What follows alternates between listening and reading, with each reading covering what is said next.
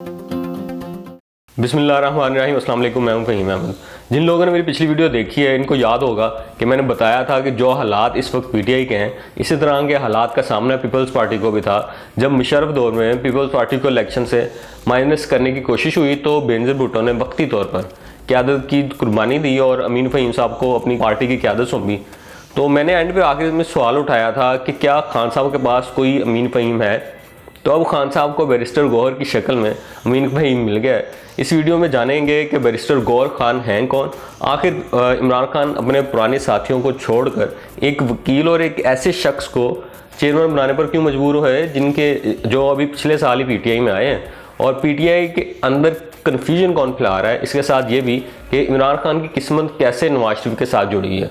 पहले तो जान लेते हैं कि बैरिस्टर गौहर खान हैं कौन। बैरिस्टर गौहर खान का ताल्लुक केपीके के ज़िला बनेर से है। उन्होंने बरतानिया और अमेरिका से तालीम हासिल की हुई है।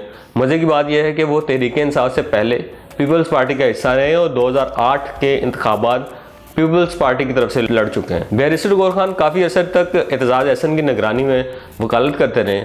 एक और दिलचस्प बात यह है कि बैरिस्टर साहब पीपल्स पार्टी, जमात इस्लामी, जमात उलमा इस्लाम, ANP, PK मैप के सरबराह महमूद अचकज़ई की वकालत भी करते रहे और पिछले साल जुलाई 2022 में पीटीआई का हिस्सा बने हैं। अब जबकि बड़ी सियासी जमात के चेयरमैन होंगे वो, तो ये जानना बहुत ज़रूरी है कि उनकी सियासी सोच क्या है और ख्यालात क्या हैं।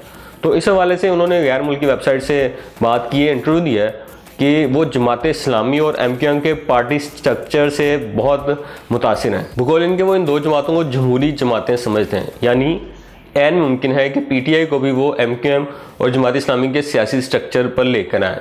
लेकिन ये सवाल बहुत आम है कि ऐसे वक्त में जब पूरा सिस्टम इमरान खान को माइनस नहीं कर पाया कोशिशों के बावजूद, तो खुद इमरान खान अपने आप को माइनस क्यों कर रहे हैं। तो इसका जवाब है कि पॉलिटिकल स्ट्रेटजी के तौर पर उन्होंने ये फैसला किया है, क्योंकि आपको मालूम है कि इलेक्शन कमीशन ने पीटीआई को इंट्रा पार्टी इंतखाबात का हुक्म दिया हुआ है। लेकिन बात इतनी नहीं है, इससे ज़्यादा कहीं अहम है, क्योंकि इमरान खान साहब इस वक्त तोशा खाना केस में सज़ा का सामना कर रहे हैं। अगरचे इस हवाले से जो मामला हैं वो पेंडिंग है कोर्ट्स में, लेकिन अगर पीटीआई इमरान खान को चेयरमैन पीटीआई कायम रखती तो एक इलेक्शन कमीशन को एतराज़ हो सकता था कि आपने एक सज़ा याफ्ता शख्स को अपना चेयरमैन बनाया तो आपके इंतखाबात नहीं माने जा सकते। या अगर ऐसा ना भी होता तो इमरान खान बतौर चेयरमैन जब टिकट इशू करते तो तब भी ये मामला आ सकता था और पीटीआई के उम्मीदवारों को पार्टी और बल्ले के निशान के बगैर ही इंतखाबात लड़ने पड़ते, क्योंकि ऐसी सिचुएशन का जो सामना है ना वो नून लीग को करना पड़ा था जब इनके सेनेटर्स को आज़ाद हैसियत में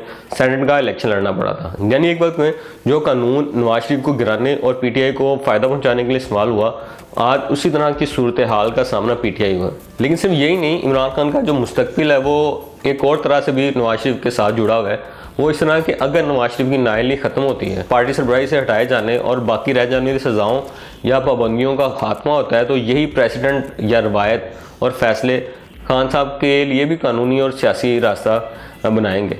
अब आखिर में एक सवाल जो सबसे आम है कि पीपल्स पार्टी और नून लीग तो सख्त वक्त से गुजरे और टूट फूट का शिकार भी हुए, लेकिन मुतहद रहे, तो क्या आप पीटीआई मुतहद रह पाएगी? क्योंकि सिर्फ चंद दिनों में कन्फ्यूजन जो है ना बड़ी खुलकर सामने आ गई है, और जो खबरें हैं अंदरूनी वो यही हैं कि संजीदा नोयत के इख्तलाफात भी पाए जाते हैं पार्टी में। तो क्या पीटीआई इस सूरत हाल से निकल पाएगी? क्या इमरान खान साहब पार्टी जोड़े रखने में कामयाब होंगे? ये डिपेंड करता है खान साहब के फैसलों और उन लोगों पर जिन पर इमरान खान साहब ने भरोसा किया। क्या वो इतनी दानिशमंदी का मुजाहरा करते हैं कि इन इख्तलाफात को भूल जाएँ और जो वक्ती आपस में उनके मुफादात हैं उन मुफादात को भूल कर आगे बढ़ें? इसी दौरान इनमें कन्फ्यूजन भी फैलाई जाएगी, इख्तलाफात कुछ होंगे और कुछ फैलाए जाएंगे, जैसा कि आप देख रहे हैं कि ऑडियो लीक्स और कभी बयानात का तजादा सामने आ रहे हैं। लेकिन देखते हैं कि ये पीटीआई इस सूरत हाल से निकलती है या ट्रैप हो जाती है। खैर, आज तक के लिए इतना ही। अगली वीडियो तक इजाज़त दें। अल्लाह हाफ़िज़।